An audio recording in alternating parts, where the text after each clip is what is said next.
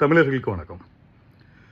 நம்ம வாழ்க்கையில் படித்தவங்களுக்கு தெரிஞ்ச சின்ன சின்ன விஷயங்கள் படிக்காதவங்களுக்கு நிறைய தெரியாது.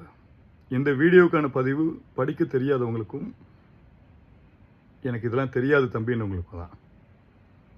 நான் சந்தித்த வாழ்க்கையில் இந்தியா முழுக்க ஒவ்வொரு ஸ்டேட்டும் சுற்றியிருக்கேன். நிறைய கிராமங்கள் போயிருக்கேன். படிப்பறிவு இல்லாத மக்கள் நிறைய பேர் பார்த்துருக்கேன். அவங்களுக்கு பாம்பேன்னு ஒன்று இருக்குன்னு தெரியாது, சத்தியமாக தெரியாது. அவங்களுடைய பாதங்கள் இங்கே பட்டது கிடையாது. தமிழ்நாட்டில் இருக்க எல்லா மக்களுமே ஒரே ஒரு உணர்வுகள் மட்டும் பெற்றுவோம். நான் சொல்கிறது ஒரு மிகப்பெரிய ஒரு லெசனாக கூட நீங்கள் எடுத்துக்கங்க. படிப்பறிவு இல்லாத மக்களுக்காக மட்டும்தான் இந்த வீடியோ. இந்தியாவில் இருக்க அத்தனை ஸ்டேட்டுக்கும் போகக்கூடிய மைண்ட் செட் பார்த்துங்க. மைண்ட் செட்டை கொண்டு வரங்க. அது ஒரு லட்சிய பயணமாக வைங்க. இதில் மிகப்பெரிய மாற்றம் ஏற்படும். இமாச்சலுக்கு போகணுன்னு நினைங்க. ஏகப்பட்ட ஸ்டேட் இருக்குது. ஒவ்வொரு ஸ்டேட்டுக்கும் ஒவ்வொரு தனித்தன்மை இருக்குது. இப்படி 28 ஸ்டேட்டுமே நமக்குள்ளே நினச்சிக்கிட்டோம்னா இந்தியாவுடைய சுழற்சி முறை மிக அற்புதமாக இருக்கும். நம்ம முதலமைச்சர் விஜய் ஐயா இன்னைக்கு நம்ம எல்லாருக்குமே ஒரு ஃப்ரீடம் கொடுத்த மாதிரி எனக்குள்ள ஒரு மனசில் இருக்குது. ஓப்பனாக சொல்கிறேன். கொஞ்சம் முயற்சி பண்ணோன்னா 28 ஸ்டேட்லையுமே நமக்குள்ளே இருக்கக்கூடிய ப்ராடக்ட்ஸை கொண்டு வந்து நிப்பாட்ட முடியும். காசியில், நார்த் இந்தியாவில் காசியில் நான் அங்கே போய் பிச்சை எடுத்திருக்கேன். உண்மையாக சொல்கிறேன். அஸ்ட்ராலஜர் சொன்னார், போய் பிச்சை எடுங்க தம்பினார். அங்கே போய் உட்காந்து பிச்சை எடுத்திருக்கேன். எந்த கௌரவமும் கிடையாது. இல்லை, அந்த பிச்சை எடுக்கக்கூடிய மனநிலையை நான் பார்த்ததில் தமிழ் சாப்பாடு எங்கே கிடைக்குன்னு பார்த்தேன். ஒரு சில இடங்கள் தான் இருந்தது. காசியில் இருக்கக்கூடிய தமிழர்கள் நிறைய பேர் காசியில் போய் நம்மளுடைய சாப்பாடு கொண்டு போய் நம்ம அங்கே போட்டோன்னா கூட, சாப்பாடு கடையோ நம்மளுடைய பண்பாட்டு சாதனங்களை அங்கே போய் வச்சோன்னா மிகப்பெரிய வெற்றியாகும். நான் சொல்கிறது பொய்ன்னு நினச்சிங்கன்னா போயிட்டு வந்தவங்களும் கேளுங்க. பசிக்குதுன்ற இடத்துல நார்த் இந்தியாவில் போய் தமிழர்களுக்கான உணவு கிடைக்காது. தமிழர்கள் எவ்வளோ பேர் நார்த் இந்தியாவில் இருக்காங்க தெரியுமா? நான் சொல்கிறது கீழ்மட்ட தரையிலேருந்து சொல்கிறேன். தமிழர்களுக்கான உணவுனா அடிச்சுப்போம். ஆஹா, அங்கே போய் பரிதவிச்ச பிற்பாடு சாப்பாடு வேணும்னு நினைப்போம். 28 ஸ்டேட்டுக்குமே நம்ம போகணுன்னு ஒரு மனநிலை வச்சுக்கிட்டு மாதம் ஒரு ஸ்டேட்டுக்கு போயிட்டு வாங்க. அப்போ என்ன நடக்கும் அப்படின்னா, அந்த உணவுகள் நம்ம போய் பார்க்கும் பொழுது நம்ம உணவு எவ்வளோ உயர்த்தனமான ஒரு உணவு. ஓகே, கொண்டு வந்து நிப்பாட்டலாம். இங்கேயே தெருவிலேயே கடை போட்டுட்ருக்கிறதுக்கு அந்த ஏரியாவில் நம்ம போடுவோம். நம்ம தமிழர்கள் சாப்பிட்டோம். தமிழ் உணவுன்னு கொண்டு வாங்க. நிறைய விஷயங்கள் இருக்குது. 28 ஸ்டேட்டை சுற்றி நம்மளுடைய பொருட்களை நம்ம கொண்டு போய் சேர்த்தானாலே, நான் இன்டர்நேஷ்னல்றது பாஸ்போர்ட், எக்ஸ்போர்ட், இம்போர்ட், ஏகப்பட்ட டெக்னாலஜி. அங்கே பணம் வரலன்னா மாட்டிப்போம். மொத்த பணமும் காலியாகிடும். கப்பல் கவுந்தாலோ நின்னாலோ எல்லாத்துலேயும் மாட்டிப்போம். அகல் கால் விரிக்க முடியாது. 28 ஸ்டேட்டுக்குள்ளேயும் நம்ம பிஸ்னஸ் பண்ண ஆரம்பிப்போம். நம்மளுடைய கலைநயமான பொருட்களை கொண்டு போய் நம்ம நிப்பாட்டுவோம். முதலமைச்சர் விஜய் ஐயாட்ட ஒரு கோரிக்கை வைப்போம். ஐயா, எங்களுக்கு ஒரு ஸ்டால் அமைச்சு கொடுங்க. காதி கிராஃப்ட் இங்கே இருக்கு இல்லையா, அதே மாதிரி மிகப்பெரிய காதி கிராஃப்டை கொண்டு வாங்க. அமேசான் கொண்டு வந்து விற்கிறான், அந்த மாதிரி நம்மளுடைய பொருட்களை கொண்டு போய் நிப்பாட்டுவோம் அப்படின்னு சொல்லி நம்ம ஒரு விண்ணப்பம் வைப்போம். அதே சமயத்தில் 28 ஸ்டேட்டுக்குள்ளேயும் நம்ம சுற்றி பார்த்து ஒவ்வொரு விஷயங்களும் தெரிஞ்சுக்கும் போது நம்ம பலம் நம்மகிட்ட இருக்கும். ஆதார் கார்டு ஒன்று தான், பேன் கார்டு ஒன்று தான். ஒரே ஒரு அக்ரிமெண்ட் போட்டு நீங்கள் ஒரு ரெண்டல் அக்ரிமெண்ட் போட்டிங்கன்னா போதும், வேலையை பார்த்துடலாம்.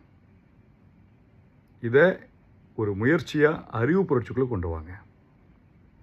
பெங்களூரில் இருக்கக்கூடிய நிறைய உணவு நிறுவனங்கள் மிகப்பெரிய வெற்றியாக இருக்குது.